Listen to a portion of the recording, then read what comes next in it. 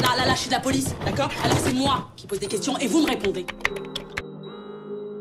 Mon grand cousin, qui est mon producteur aussi, il saura qui prévenir ou pas prévenir. Je sais qu'il pourra bien me défendre.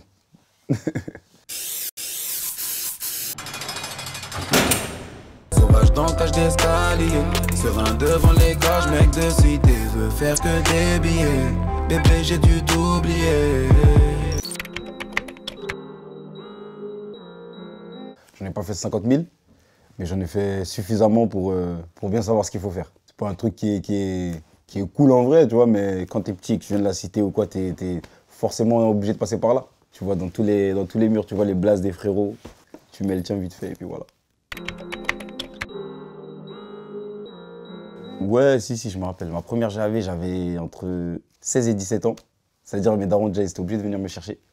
Obligés qu'on les prévienne, tout ça. Il y avait les guerres de quartier, tout ça. Ça veut dire on a fait une descente dans un quartier. On s'est fait attraper tous dans la GAV. Mais moi, vu que c'était ma première GAV, je comprenais pas trop le délire. On était 4 ou 5 dans ma cellule. 4 ou 5 dans la cellule, celle d'à côté. 4 ou 5 aussi.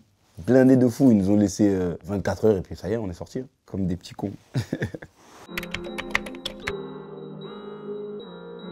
Franchement, c'est la dernière GAV que j'ai faite, période de Ramadan. Bon, je me fais attraper pour des conneries, un vieux truc. Les bacs me mettent en GAV, il y a les gens qui attendent qui sont les gardiens de la garde à vue là. Une policière, elle m'a reconnu en tant que Yaro en fait. Et vas-y, elle a demandé, mais c'est vraiment Yaro tout ça, Il y a un gars, il est venu, il m'a dit ouais, Yaro tout ça. En gros, il m'a reconnu, qu'est-ce que je fais là, tout ça. Je lui ai expliqué et tout, machin. Et vas-y, après, c'était cool avec moi, dans le sens où le soir du Ramadan, ils m'ont réveillé à l'heure de Fajr pour prier. Ils m'ont donné un graille aussi, plus que d'habitude, c'est pas les petits biscuits avec le jus d'orange. Ils m'ont donné d'autres trucs et tout. J'ai dit, bon, c'était cool. C'était ma GAV qui m'a marqué le plus. C'est bon la vie d'artiste, des fois. Qu'est-ce que c'est trop bon la vie d'artiste.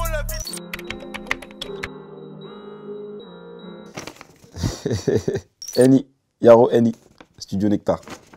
Déjà, ça, là, je sais même pas pourquoi on a fait ça. Voilà, jusqu'à aujourd'hui, je me demande pourquoi on a levé le doigt, on se disait une dernière chose. C'est le frérot, hein, ça, c'est le frérot, tous fiers de sa réussite. Content de ouf et les gens qui nous connaissent, ils savent qu'on a rap ensemble depuis. Avec des sous, on se refait tout court. Ouais, je suis refait, que refait. Sur le bâtiment, y'a l'hélico. On va te faire vivre le rêve américain. J'en ai une, on était au collège, je reçois un premier appel. Le numéro, c'était inconnu. Je décroche et vas-y, ça fait une voix. Il y avait une voix de. C'était un gars, mais il faisait une voix de meuf. En mode, ouais. Mon blaze avancé, c'était Sirsaï. Ouais, Sirsaï, t'es où et tout. En fait, en gros, tu sais, la meuf, elle me draguait un peu, avec une voix un peu de foumasse. Premier appel, je dis, vas-y, c'est qui ça? Je raccroche. Je dis, vas-y, je calcule pas. Deuxième appel, je vois déjà, il y a le numéro de Nino. Et c'est la même meuf qui parle encore. Enfin, le même truc. Je dis, mais t'es con, quoi, toi? J'ai dit, toi, t'es un ouf, toi. Tu fais quoi, là? Tu vois quoi? Il y a ton numéro, là. Il a raccroché direct. Il avait oublié de mettre le dièse 31 dièse. Voilà, des barres de fou. Des barres. Comment il m'a fait ça? Je dis, ah oui, c'est un ouf, lui, en fait.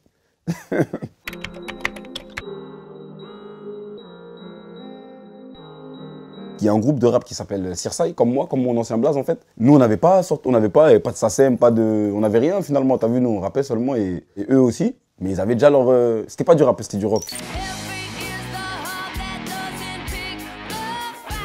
Ils avaient placé tous les trucs de Sirsaï. Ça veut dire tout ce que nous, on faisait en tant que Sirsaï, eh ben, c'était bloqué en fait finalement. Au début, ça allait, mais vu que ça prenait un peu plus d'ampleur, ça commençait à nous bloquer sur les plateformes de téléchargement. On pouvait pas être écouté aux États-Unis, au Canada, dans plein de trucs. C'était relou en fait, ça veut dire vas-y. Ils envoyaient des mails de Universal ou je sais plus c'était quoi, c'était relou. Du coup, vas-y, on s'est dit, on va changer de blaze en fait, simplement. Et voilà, en plus, t'as vu Sirsaï, ça s'écrit Sirsaï, S-I-R-S-Y.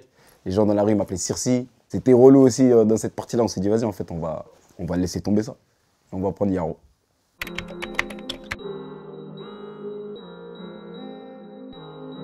Ah, ça c'était relou de ouf ça. On a enregistré dans un studio, dans le 94, dans le 9-4. On a enregistré tous nos sons là-bas. En mode une cinquantaine de sons, franchement, je sais plus combien, tu vois, vraiment plein de sons, maquettes, tout. On avait notre projet qui s'appelle A0, qui est sorti en 2018. Ben voilà, on a enregistré tout et il se trouve que le mec, le propriétaire du studio, il avait des affaires avec la justice. Ça veut dire le truc, il était mis sous CR, toutes ses affaires. Ça veut dire tous ses business, tous ces trucs qui s'étaient bloqués. Les keufs, ils ont fait une perquisition là-bas chez lui, dans le studio, vu que c'était à son nom. Ils ont tout pris, tout, même les enceintes, les chaises même, je crois. ils ont tout pris. Et ça veut dire, nous, notre studio, on a toutes les voix là-bas, on n'avait pas pris de disque dur, on n'avait rien mis. On a perdu tous nos sons. Tous nos sons.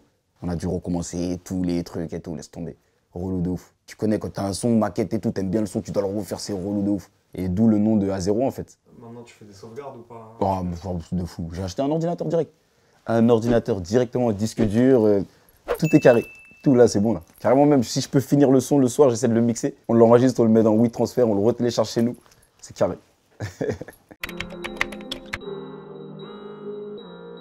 Nous, chez nous, on s'appelle Bachao. Et toi, entre tes potos, nous, tout le monde s'appelle Bachao, Bachao, Bachao. On parle tous en Bachao. Même tu te fais péter par les Condés, les gens disent, mais je sais pas, c'est Bachao, ils s'appellent tous Bachao. Toi, si t'as un blaze chez vous, vous appelez comment entre vous? Dis-moi, c'est comment? Force à toi. Libéré Bachao. Libérez Bachao, libérez Bachao. Ah, nous, chez nous, on s'appelle Igo. Igo, simplement. Ça vient de la langue soninké. Je traîne avec beaucoup de soninké. Voilà, on est... Mais daron même, il s'appelle... Le daron même, entre eux, il s'appelle Igo. Igo, ça veut dire gars, en fait, tu vois. Mec, gars, donc on s'appelle tous Igo. Après, bon, quand il y a la police, là, on dit pas c'est Igo. Ils vont rien comprendre, là. On parle même pas avec eux. Mais voilà, Igo. Ouais, Igo à la léger de la monnaie. Que la famille, que la F, Igo, je suis QL, je suis PNL. Ouais, PNL aussi, ils sont en mode Igo fort aussi. Là-bas, ils sont bléa, il y a 50 000 soninké aussi là-bas. Mais nous aussi, on est en mode Igo.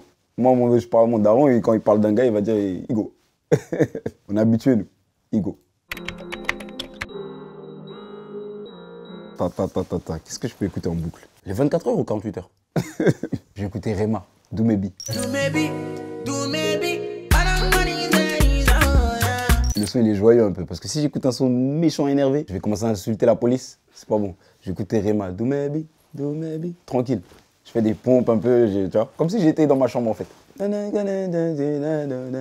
est connu le son. Tu connais pas? Bon, j'avais, écoute-le. Ça va bien se passer. Ah, j'appelle mon baveux, Issa. Mon producteur Issa, comme je t'ai dit. Bon, ce soir, je vais pas pouvoir venir au studio. La police, ils m'ont arrêté. S'il doit y avoir une JAV, soulève le matelas. Récupère ce qu'il y a à récupérer. Et voilà, hein, au calme. Franchement, je crois que je vais prendre du tchèb. Hein. Je vais prendre du tchèb. Comme ça, je suis tranquille. Tchèb, tu bien avec des bananes, tout ça. Parce que, attention, il y a le tchèb, il y a les Maliens et les Sénégalais qui font du tchèb. Les Sénégalais, ils mettent pas de bananes dans leur tchèb. Moi, je mets des bananes. Je mets des bananes dans le tchèb avec du poisson, des carottes, des choux. Tabasse ça bien. Avec une cuillère. Et voilà, je suis bien, j'avais là, tranquille. Et de l'eau pour tranquilliser le bail. Donc voilà, du tchèb.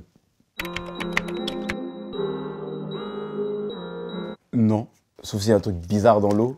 Si le pack d'à côté m'a mis un truc chelou dans l'eau, sinon non. Rien de chelou.